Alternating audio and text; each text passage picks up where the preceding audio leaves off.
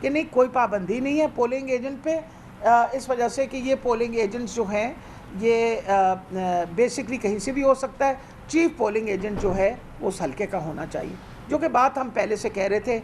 हर जगह ये हमें इंकारी की तरफ से लेके जाते थे, और इन्होंने ये सारा, जब हम कहते हैं ना प्री पोल रिगिंग, ये सारा तमाशा इसलिए खड़ा किया कि उनको पता था कि बाहर से वॉलंटियर्स जो आएंगे, बल्कि मुझे अच्छी तरह याद है कि एक अपने जो हमारे यहाँ के वो कहते हैं आरओ जो सीनियर थे, वो कहने लगे कि जी बाहर से लोग आएंगे तो लड़ाई झगड़े की तवक्को होती है, इसलिए उसी इलाके का होना चाहिए। मैंने कहा ये कोई बात है करने वाली, लड़ाई झगड़ा तो आपस में कोई भी कर सकता है, और ये कि बाहर से कोई पोलिंग एजेंट आएगा। अब फाइनली आज के दिन में इलेक्शन कमीशन ने, जबकि सिर्फ 24 घंटे रह गए हैं, तो इलेक्शन कमीशन ने ये बात कही कि जी कोई भी बंदा पोलिंग एजेंट बन सकता है। अब मुझे ये बताइए, आपको पता है कि पोलिंग एजेंट्स की बाकायदा ट्रेनिंग होती है, वो तो शुक्र है खुदा का कि हमने अपने पोलिंग एजेंट्स की बहुत हद तक ट्रेनिंग की भी थी, इस उम्मीद पे कि इंशाल्लाह अगर कहीं इंसाफ हुआ तो हमें इंसाफ ज़रूर मिलेगा। उसके बाद हाई कोर्ट ने आज, ये बता दूं आपको, ये भी आज डिसीजन इसलिए हुआ कि हम पटिशन जो थे वो हाई कोर्ट में ले गए थे, और हाई कोर्ट ने आज बहुत ज़्यादा नाराज़गी का इजहार किया, और नाराज़गी के इजहार करने के बाद उन्होंने कहा कि मेहरबानी करके प्रोविंशियल इलेक्शन कमीशन आए और बताए हमें कि आपने अभी तक इनको क्यों नहीं लिख के दिया, जो रूल है उसके मुताबिक क्यों नहीं बात लिख के दी। तो अब ये बातें जो हैं, जब हम कहते हैं आपको कि प्री पोल रिगिंग जो है, ये प्री पोल रिगिंग के ज़ुमरे में आता है, ये ऐसी थोड़ी हम कह रहे होते हैं कि शोर मचा रहे थे, हम तो एविडेंस के साथ साथ आपके पास। फिर आज आपके सामने है, उन्होंने कहा जी 40 लाख जो लोग इंतकाल कर गए हैं वो सब वेरीफाई किए जा रहे हैं, उसमें से कितने ज़िंदा होते हैं कितने मुर्दा होंगे, वो भी हमने जाकर उनको दिखाया, एविडेंस दिया। हमने कहा जी ये बंदे ज़िंदा हैं जिनके आपने ये कर दिया ना कि जी ये मरहूम हो गए, वो मरहूम नहीं है, वो जीते जागते हैं, तो मेहरबानी करके these need to be verified. 40 lakh आपके सामने है, आज उन्होंने खुद ही कहा है, हमने तो ये बात नहीं कही। इसलिए जब हम कहते हैं कि इलेक्शन कमीशन का कॉम्पिटेंट होना, इलेक्शन कमीशन अपनी जिम्मेवारी समझे, तो मेरा ख्याल है कि हम फिर गलत तो नहीं है जब हम कहते हैं, जब हमने रिज़ल्ट्स देखे जो कराची के नताइज आए, जिस तरीके से वहाँ मैनेजमेंट हुई, तो हमारा शोर जो था वो गलत नहीं था। जब ये नून लीग वाले कहते हैं ना हाँ जी ये क्योंकि हारने के डर के मारे ये शोर मचाए चाहते हैं, नहीं, नून लीग वाले पहले दिन से धांधली के मास्टर हैं। हम तो धांधली नहीं करते, हम तो चाहते हैं कि पाकिस्तान में साफ शफाफ इलेक्शन हो। साफ शफाफ इलेक्शन जो हैं वो ही, हमेशा याद रखिए कि जमहूरियत की बुनियाद जो है वो साफ शफाफ इलेक्शन के ऊपर होती है, और साफ शफाफ इलेक्शन की जिम्मेवारी इलेक्शन कमीशन के पास होनी चाहिए। मुझे तो बहुत अफसोस हुआ जब पहले बात हुई कि जी इलेक्शन कमीशन ने कहा मैं तो इलेक्शन हम लोग तो तैयार नहीं हैं, अगर इलेक्शन अभी अनाउंस हुई तो हम तैयार नहीं हैं। तो मैं कई दफ़ा पूछना चाहती हूँ कि इलेक्शन कमिश्नर साहब सारे साल क्या कर रहे होते हैं यहाँ? कोई और किसी और कोई मुलाजमत तो है नहीं सिवाय ये कि इलेक्शन करवाने की। तो आपको तो हर वक्त तैयार होना चाहिए, हर वक्त तैयार रहना चाहिए कि किसी वक्त भी इलेक्शन हो सकती है। आफ्टर ऑल इलेक्शन आप देखिए ना, 20 सीटों पे इलेक्शन है। कल आपने हमारे जो बंदों ने रिज़ाइन किया हुआ है वहाँ से 150 बंदों ने, उनकी इलेक्शन आ जाएगी। तो ये सारी आपने इलेक्शनें जो करनी है, अगर आप तैयार नहीं रहेंगे तो इस तरह तो इलेक्शन कमीशन जो है उसकी परफॉर्मेंस जो है वो इन डाउट आ जाती है, या उस पर हम मशकूक नज़रों की तरफ देख सकते हैं। तो हम लाहौर हाई कोर्ट की बड़े मशकूर हैं कि हमारी पटिशन जो हमने जमा करवाई थी उसकी शुनीद हुई, और उन्होंने फिर इलेक्शन कमीशन को बुला के रेप्रिमांड किया। आपके सामने मेरा ख्याल है प्रोविंशियल इलेक्शन कमिश्नर जो थे उन्होंने बहुत तरीके से वजाहत करने की कोशिश की। बात वही है, आप ये बताइए, ये रूल बुक है, हम रूल कोट कर रहे हैं, आपको 9 दिन लगे, यानी ताल्लुकात क्या प्रोविंशियल इलेक्शन कमीशन के सेंट्रल इलेक्शन कमीशन के साथ ख़राब हैं कि वो इतना भी ना कर सके कि 9 दिन के अंदर जवाब दे दें। आजकल तो आपको पता है कि इस वक्त वो हर इंफॉर्मेशन जो है with in seconds and with in minutes आती है। आपने उनको अब जब हमारा वकील जाते थे उनको कहते थे कि जी भेज रखा है हमने, हमने जी सेंटर को भेज रखा है, सेंटर अभी जवाब देगा। तो ये बाय ऑल चांसेस, ये जब हम बार बार कहते हैं कि देयर इज़ लॉट, फिर सबसे बड़ी बात आपके सामने हमने केसेस वहाँ सबमिट किए। पहले हमने अपनी, उन्होंने कहा जी ये जो वोटर लिस्ट बनी है ये तब्दील नहीं हो सकती।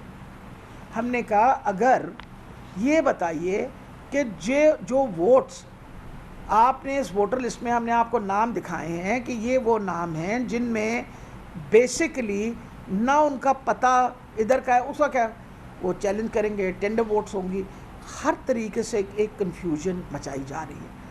लेकिन मैं आपको ये बताती चली जाऊं कि आज ये बात चाहे हमें देर से पता चली, मतलब अब उन्होंने आके बताया, हम इंशाल्लाह अपने हमारे अल्हम्दुलिल्लाह सारे पोलिंग एजेंट्स जो हैं वो इंशाल्लाह तैयार होंगे और कोशिश कर रहे हैं कि कल के दिन में बाकी जो है लोग उनकी भी ट्रेनिंग हो जाए ताकि मुकम्मल तौर पे हम इलेक्शन जो है उसको संभाल सकें। दूसरी बात ये है कि जो अपना हमने केसेस, आपको पता है कि जो पुलिस गर्दी के केसेस थे, फॉर एग्ज़ाम्पल शबीर गुजर का जहाँ से वो इलेक्शन लड़ रहा है, आपको पता है उसके भतीजे को चोट लगी, उसके सर पे डंडा मारा गया या जो भी मारा गया, उसके बाद उसको he had a depress fracture of the skull. मैं ख़ुद गई थी अस्पताल, मेरी ख़ुद वहाँ के न्यूरो सर्जन से मुलाकात हुई। अभी तक हमारी FIR नहीं दर्ज हुई।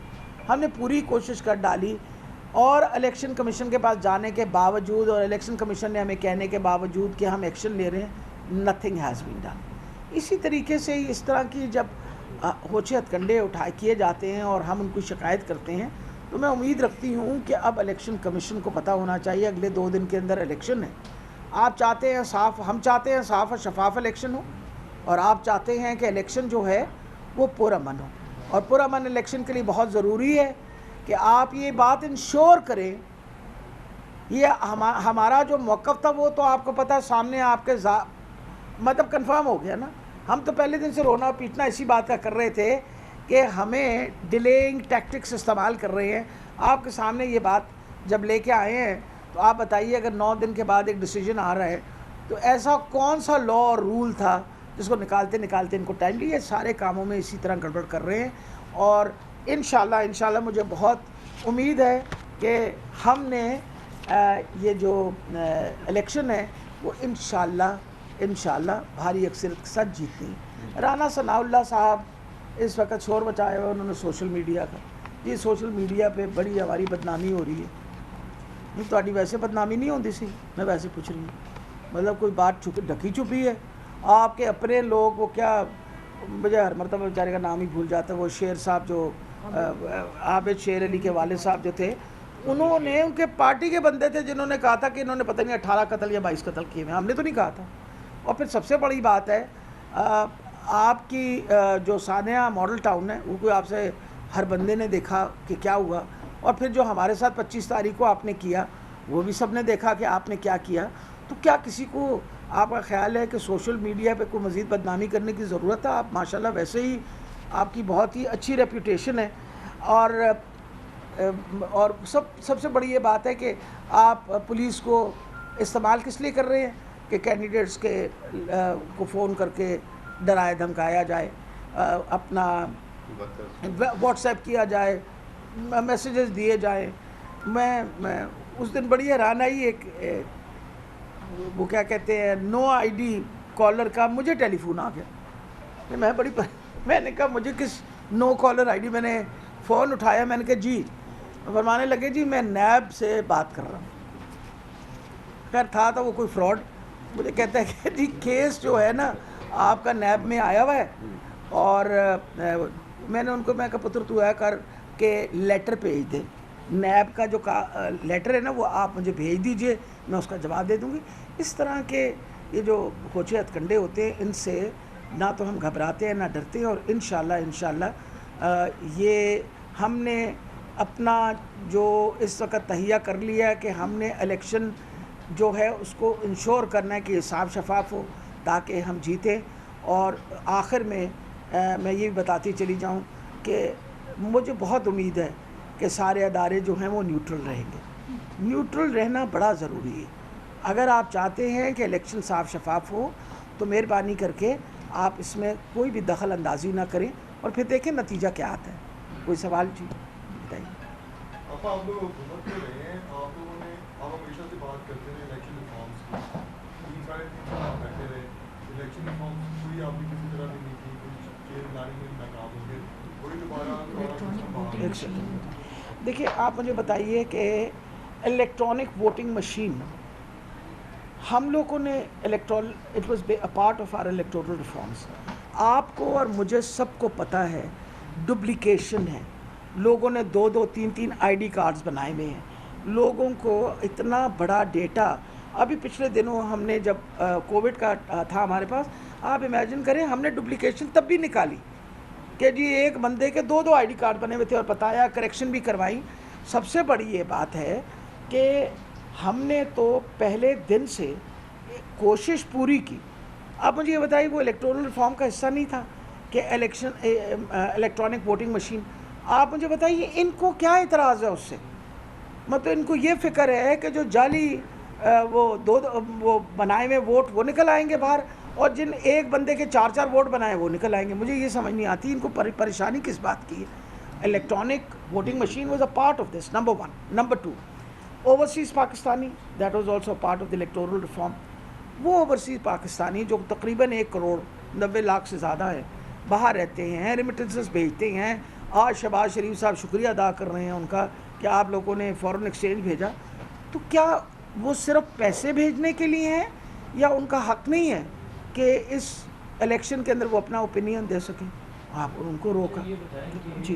वो एड्रेसेस जो शनाख्ती कार्ड वाले हैं उसको जी सेंट्रल पंजाब की प्रेसिडेंट है और सेंट्रल पंजाब भी सबसे बड़ा बाई इलेक्शन में इस वक्त मरकज़ बना हुआ है जी पूरा फेयरली सारे तो जीत ही रहे हैं। कहाँ कहाँ पर गवर्नमेंट पूरा इन्फ्लुएंस इस्तेमाल कर रही है कि कम अज़ कम मिनिमम सेंट्रल पंजाब की कितनी सीटें जीतने के लिए गवर्नमेंट पूरा अपना इन्फ्लुएंस लगा रही है। देखिए हुकूमती इन्फ्लुएंस जो है वो तो आपको और मुझे भी पता है एक तरीके से किया जाता है। तो मुझे आके बताएंगे थोड़ी कि हम ये कर रहे हैं। अहम बात क्या है, डेवलपमेंट हो रही है आपके सामने, हमने आपके सामने निशानदेही की, हमने इलेक्शन कमीशन को बताया, तस्वीरें जाके दिखाई, वीडियोस जाके दिखाई, वो बाजी नहीं आती।